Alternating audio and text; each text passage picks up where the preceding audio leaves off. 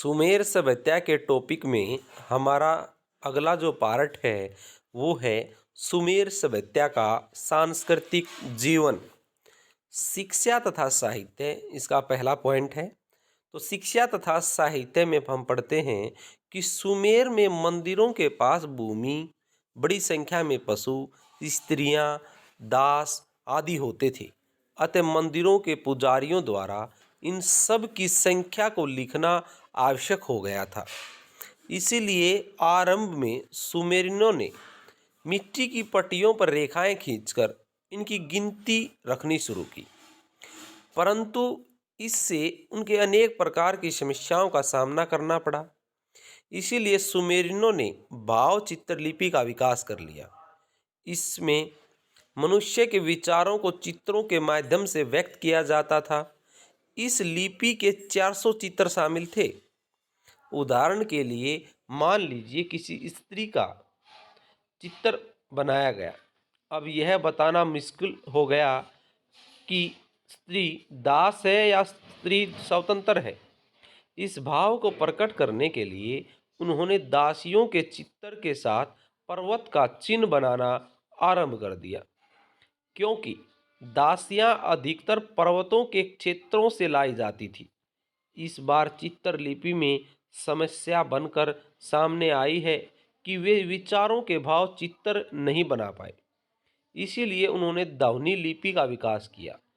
इसके पश्चात शब्दांश लिपि का आविष्कार किया और बाद में लिपि में संकेतों का प्रयोग किया जाने लगा। जैसे हल शब्द चित्र का संबंध कृषक तथा हल दोनों से था। हल जो शब्द का चित्र है वो कृषक भी उसका मतलब था और हल भी।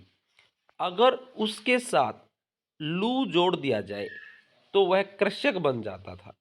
इस प्रकार 3000 ईस्वी पूर्व में सुमेर के लोगों ने जिन लेखों, चिन्ह तथा संकेतों का लिपि के रूप में प्रयोग किया वह क्यूनिफार्मा या किलाक्षर या अक्षरात्मक लिपि कहलाई।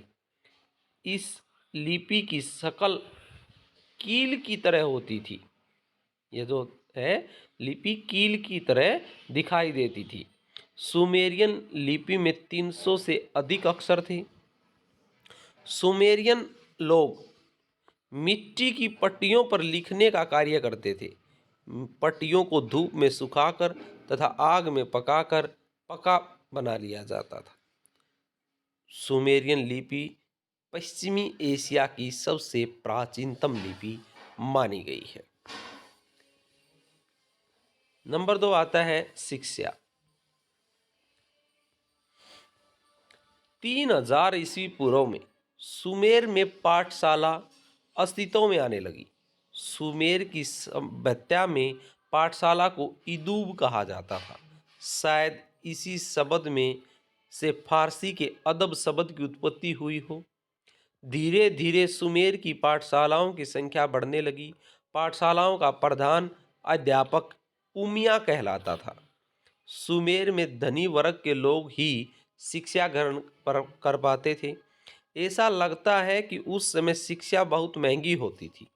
आरंभिक शिक्षा छोटी उम्र से आरंभ होती थी, जिसमें बच्चों को पहले अक्षर ज्ञान और बाद में जमा, घटा, गुणा, भाग सिखाया जाता था। सुमेर में मंदिर भी विद्यालय के रूप में शिक्षा प्रदान करते थे। स्त्रियों को कितनी शिक्षा दी जाती थी यह बताना मुश्किल है। हमारा अगला पॉइंट है साहित्य। सुमेर के लोगों ने शिक्षा के साथ साथ साहित्य में भी बहुत विकास किया। उस समय साहित्य, लेख, अभिलेख मिट्टी की पट्टियों पर लिखे जाते थे। 2700 ईस्वी पूर्व में सुमेर में बड़े बड़े पुस्तकालय स्थापित हो गए थे। हेलो नामक स्थान पर राजा गुडी के समय की 30,000 पट्टियां मिली हैं।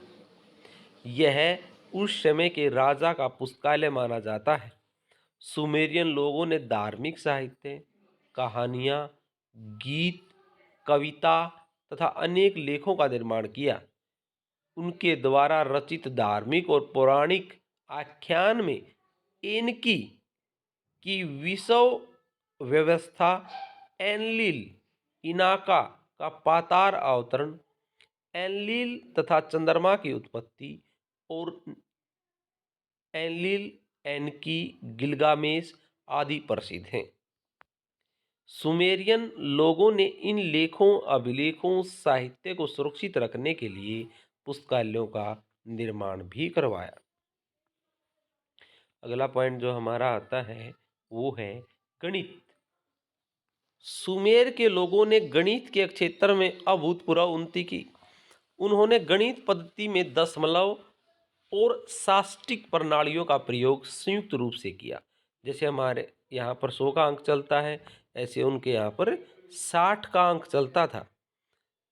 वे गिनना, जोड़ना, घटाना जानते थे। उनकी गिनती में 60 का बहुत महत्व था। 60 का अंक भारतीय 100 अंक के बराबर महत्व रखता था। जिस प्रकार भारतीय 300 कहते हैं, वे 560 कहते थे। उन्होंने पाई के मान का भी सही पता लगाया। उन्होंने समय को भी विभाजित कर रखा था, जिसमें 60 मिनट का 1 घंटा, 60 सेकंड की 1 मिनट होती थी। वर्त को 360 अंशों में बांटा हुआ था।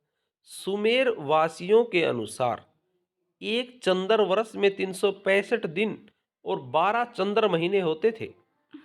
सुमेरियन लोग भार की इकाई को मीना कहते थे। 60 शेकल का 1 मीना और 60 मीना में 1 टैलेंट होता था।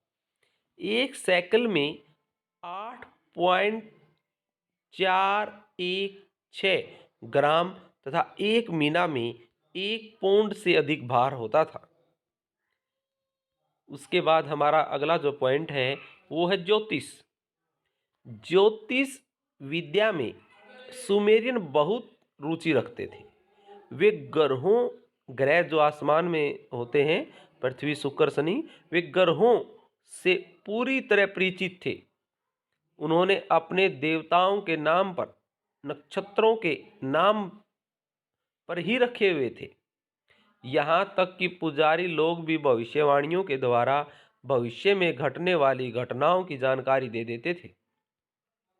इतिहासकार डेविस ने लिखा है, पुजारियों का तो यहाँ तक दावा था कि वह बलि में चढ़ाई गई मृत भेड़ के जिगर पर अंकित चिन्हों को देखकर भविष्य में होने वाली घटनाओं की भविष्यवाणी कर सकते हैं। ज्योतिष विद्या के अध्ययन के लिए सुमेर के लोगों ने वेधशालाएं भी बना रखी थी। वे सगुन और अपसगुन दोनों में ही विश्वास करते थे। अगला पॉइंट हमारा आता है खगोल और चिकित्सा। सुमेर के लोगों को खगोल तथा चिकित्सा शास्त्र का बहुत ज्ञान था। सुमेर वासियों ने विश्व भारत की तरह आकाश को 12 भागों में विभाजित कर रखा था और उन्होंने अलग अलग नाम दिए थे। उनके 7 ग्रहों के नाम शनि, शुक्र, बृहस्पति, बुध, मंगल, चंद्र और सूर्य मिलते हैं। नक्षत्र वेता जिगुरत पर चढ़कर रात के समय नक्षत्रों की गतिविधियों का अध्ययन करता था और भविष्यवाणी करता था। उन्होंने सुमेर पंचांग की भी रचना की। सुमेरियनों का विश्वास था कि पृथ्वी सूर्य के चारों ओर 1 वर्ष में चक्कर पूरा करती है और इसकी अवधि 365 दिन, 5 घंटे, 48 मिनट और 46 सेकंड निर्धारित की गई है। पंचांग के आधार पर वे ऋतु के आगमन का अनुमान लगाते थे। सुमेर में चिकित्सा प्रणाली का अधिक विकास नहीं हुआ। उस समय लोग जादू टोना में विश्वास रखते थे। वे किसी भी बीमारी, प्रलय, महामारी के कारण देव देवता की नाराजगी मानते थे। इसीलिए दुखों का निवारण करने के लिए वे जादू टोना, विभिन्न प्रकार की बलि देने में सहारा लेते थे कि बलि दी जानी चाहिए। इसके बावजूद सुमेर में चिकित्सा शास्त्र का भी थोड़ा बहुत विकास तो हो रहा था। उनका एक वैद्य था लुलू। लुलू ने बहुत सिद्धियां प्राप्त कर रखी थी। एक शिलालेख में अनेक बीमारियों को भगाने के नुस्खे लिखे हैं। सुमेरवासी पेट दर्द को दूर करने के लिए तथा सिर के बालों को झड़ने से रोकने के लिए तेल और शराब का प्रयोग करते थे। उसके बाद हमारा अगला पॉइंट आता है कला। सुमेरियों ने भवन निर्माण कला का बहुत विकास किया। उनकी इमारतें पक्की ईंटों की बनी हुई थी। सुमेर की सभ्यता में मकान कभी कभी 40 फुट ऊंचे मिट्टी के टीले पर बनाए जाते थे। उनमें अंदर जाने का एक ही रास्ता होता था, जो किले के रूप में जान पड़ता था। मकानों की दीवारों पर प्लास्टर किया जाता था। पानी के लिए कुएं बनाए जाते थे। सुमेरियनों के घरों में फर्नीचर बहुत कम और सादा होता था। सुमेरियन भवनों में मेहराब तथा स्तंभों का निर्माण भी करते थे। सुमेर के लोगों ने ही विषव को गुंबद, मेहराब तथा स्तंभ बनाना सिखाया। सुमेर में मंदिर बहुत मात्रा में बनाए जाते थे और मंदिर को जिगुरात कहा जाता था। जिगुरात का अर्थ क्या है? जिगुरात जो शब्द है उसका अर्थ बनता है पर्वत निवास। इसीलिए सुमेरवासी जिगुरात को मीनार के रूप में बनाते थे।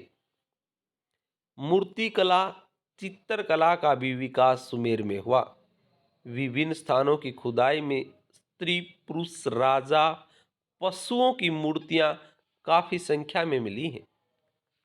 यह मूर्तियां बहुत बहुमूल्य हैं। उर के प्रथम राजवंश के समय के एक मंदिर के सामने चबूतरे पर बनी ऋषभ की एक मूर्ति मिली है। उसी के समीप सिंह मुखी चील की मूर्ति है, जिसे हिरण की एक जोड़े पर पंख फैलाए हुए बैठा दिखाया गया है। उर का पहला राजवंश है। उसके समय का एक मंदिर है। मंदिर के सामने चबूतरा है। चबूतरे पर ऋषभ की मूर्ति है। ऋषभ नाम का एक देवता है। अब इस चबूतरे के सामने सिंह के मुख जैसी चील की मूर्ति है और यह जो मूर्ति है सिंह के मुख वाली मूर्ति चील की, ये हिरण, दो हिरण हैं, उनका जोड़ा है एक, और उन पंख फैलाए हुए दिखाया गया है। हिरणों का जोड़ा है और पंख फैलाए सिंह की चील की मूर्ति। एक अन्य मूर्ति में दो पहलवानों को लड़ते हुए दिखाया गया है। सम्राट नरामसीन को हाथ में धनुष बाण लिए दिखाया गया है। लगस के सम्राट गुड़िया या गुडिया की मूर्ति, उर के सम्राट गुडी की मूर्ति के अलावा अन्य स्थानों की मूर्तियां प्राप्त हुई हैं। उस समय मूर्तियों पर बहुत अच्छी तरह की निकासी की जाती थी। इसके अलावा धातुओं, मुद्राओं, बर्तनों, मिट्टी के बर्तनों पर भी बढ़िया प्रकार की चित्रकारी तथा निकासी की जाती थी। प्राचीन सुमेर का शीशे का सामान भी बहुत मात्रा में बनाया जाता था। शायद शीशे के बर्तन बनाने का कार्य सर्वप्रथम सुमेर के लोगों ने ही शुरू किया। विभिन्न नगरों में मोहरें, सील तथा पचिकारी का काम भी किया जाता था। तो इस प्रकार हमारा जो आज का टॉपिक है, जो हमने शुरू किया था सुमेरियन सभ्यता का अगला पार्ट, जो सील क्रम में शुरू हो रहा था, और आज हमारा सुमेरियन सभ्यता का जो लास्ट पार्ट था ये, इसके बाद हमारा सुमेरियन सभ्यता के सभी पार्ट पूरे होते हैं। इसे अगला चैप्टर हम अगला लेंगे यूनान का। तो सुमेर सभ्यता का सांस्कृतिक जीवन के साथ आज हमारा सुमेर सभ्यता का ये चैप्टर समाप्त होता है।